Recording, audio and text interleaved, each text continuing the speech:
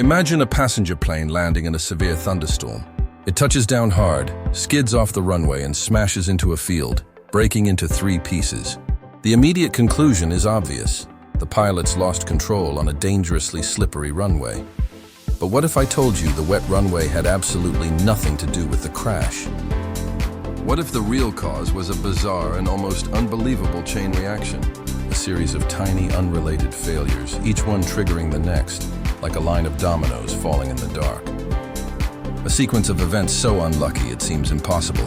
From a forgotten lever and a lost piece of paper, to a sudden flash of lightning that plunged the world into blackness at the worst possible moment. This is not a simple story of a runway overrun. This is the incredible story of Britannia Airways Flight 226 Alpha, the flight where everything that could go wrong did. Our story begins on the night of September 14, 1999, at Cardiff Airport in Wales. 236 passengers are boarding a Britannia Airways Boeing 757. They are holiday makers, a tour group eager to escape the dreary UK weather for the sunny coasts of Spain. Their destination, Girona. They know there might be some rain when they land, but they are dreaming of the sunshine that will follow. They have no idea that the rain in Girona is a full-blown thunderstorm, a tempest that is about to turn their holiday flight into a nightmare. In the cockpit, 2 pilots were preparing for the flight. The captain was a 57-year-old veteran of the skies. With nearly 17,000 hours of flying time, he was immensely experienced and knew the Boeing 757 well. He was the picture of calm authority. His first officer was much younger, at 33, and comparatively new to the job. With just under 1/500 flight hours, he was still building his experience, though most of it was on this very aircraft. On this flight to Girona, he would be the one flying the plane. The aircraft itself was a 7-year-old Boeing 757, a modern and reliable jet with an excellent safety record. But hidden within its complex design was a tiny vulnerability, a weakness that, on this specific night, would prove to be catastrophic. Before they even left Cardiff, the storm in Spain was on their minds. The captain, looking at the forecasts, made a prudent decision. He ordered an extra 15 minutes worth of fuel to be loaded onto the plane. This would give them time to circle or hold near Girona if the weather was too bad to land immediately. They also planned for 3 alternate airports just in case, but the pressure was already mounting. Thunderstorms were also forecast for 2 of those 3 alternates. Their options were already limited before they even started their engines. As the 757 cruised south high above Europe, the flight was perfectly routine. But as they neared the Spanish coast, the storm loomed. Around 11:15 p.m., now within radio range, they contacted Girona's air traffic control. The controller's voice confirmed their fears. A large thunderstorm was sitting directly southwest of the airport. The pilots began their descent. The first officer, knowing what was coming, asked the cabin crew to secure the cabin early and warned passengers that the approach would be turbulent. On their weather radar, the storm painted a terrifying picture of reds and yellows, a wall of violent weather they had to navigate.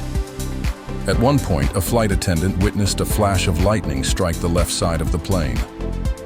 The aircraft shuddered, but no alarms sounded. The pilots, seeing no damage, pressed on with the approach.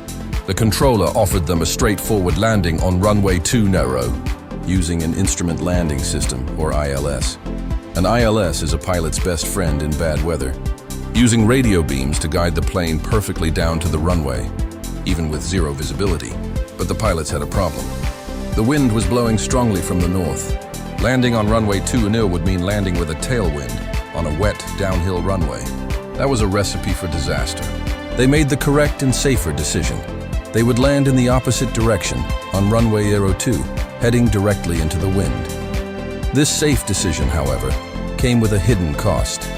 Runway 02 was not equipped with a high-tech ILS.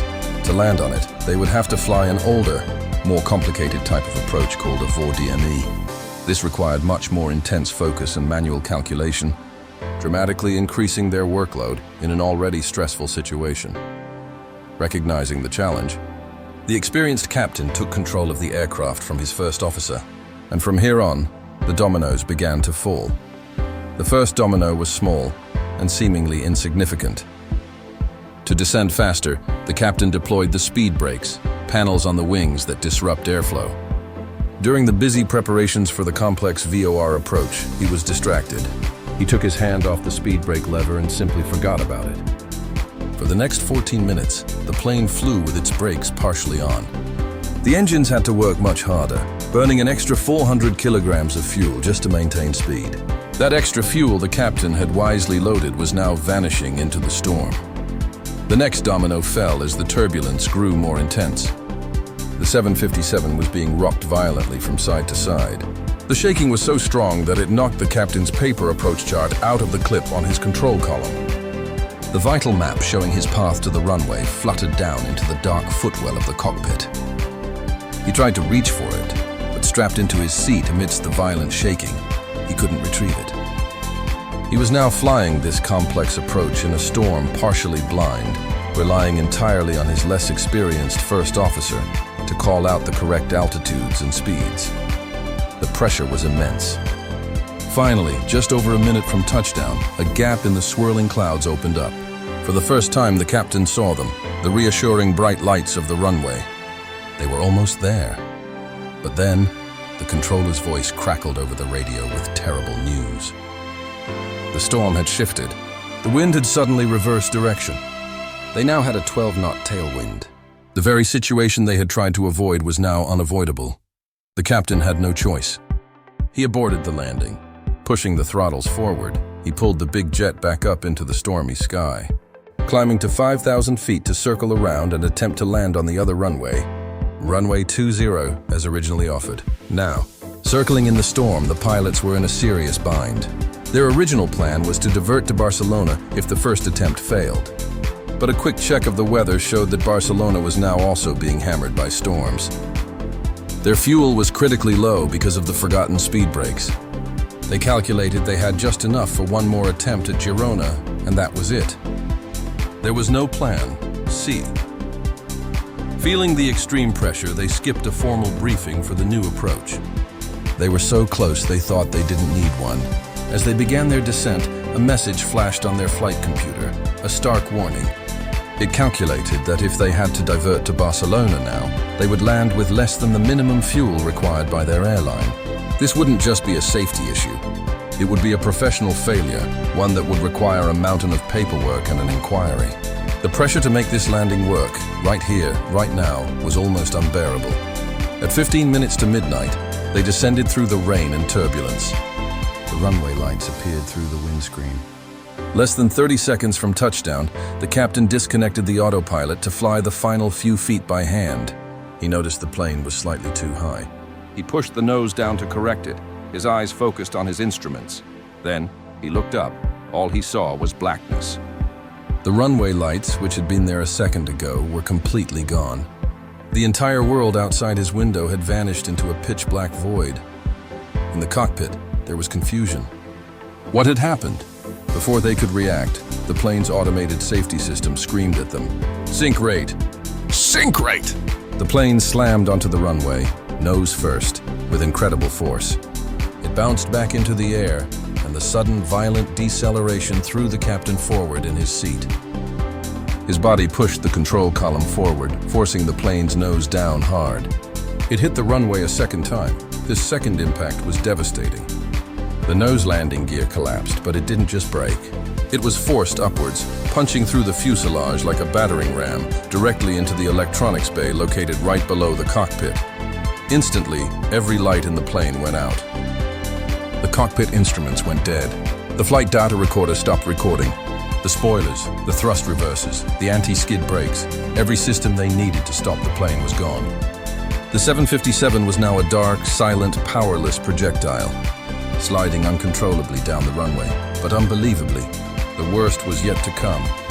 As the mangled nose gear assembly tore through the electronics bay, it sliced through the thick cables that connected the cockpit throttles to the engines.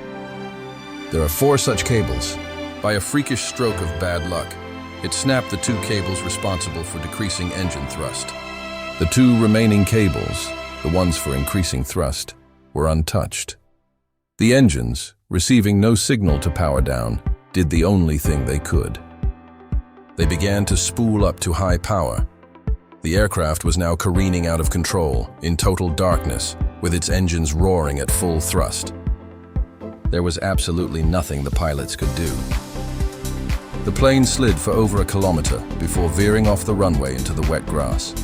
It hit a small hill, became briefly airborne, crashed through the airport's perimeter fence, and finally smashed down into a muddy field, where it broke into 3 pieces and ground to a halt.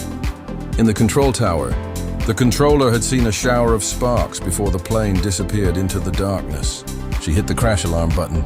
Nothing happened. It wasn't working. In the wreckage, the cabin was a scene of chaos.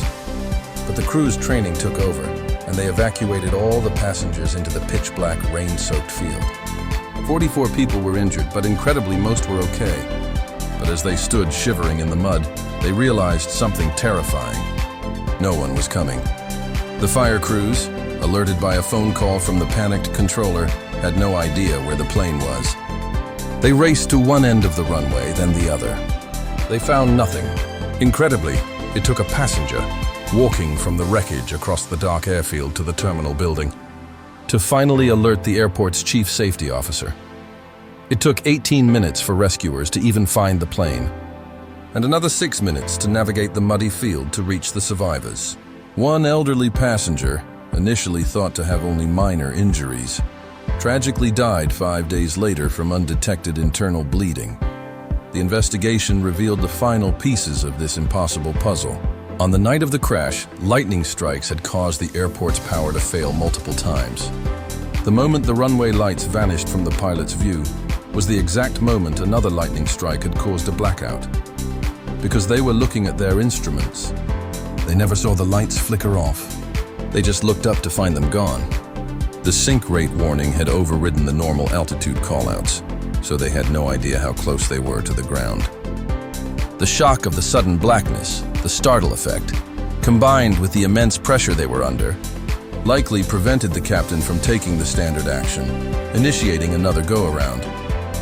The final report was a catalog of incredible misfortune, but it led to crucial safety improvements, recommending that Boeing redesign the nose gear housing to prevent a collapse from causing a total electrical failure, and that airports like Girona clear obstacles from the areas around their runways. The crash of Britannia 226 Alpha seems like a perfect storm of bad luck. But if the plane had veered off the runway just a second earlier or a few seconds later, it would have crashed into a dense patch of trees, a scenario that would have been far more deadly. In an accident where everything went wrong, the final resting place of the wreckage was perhaps the one and only thing that went right.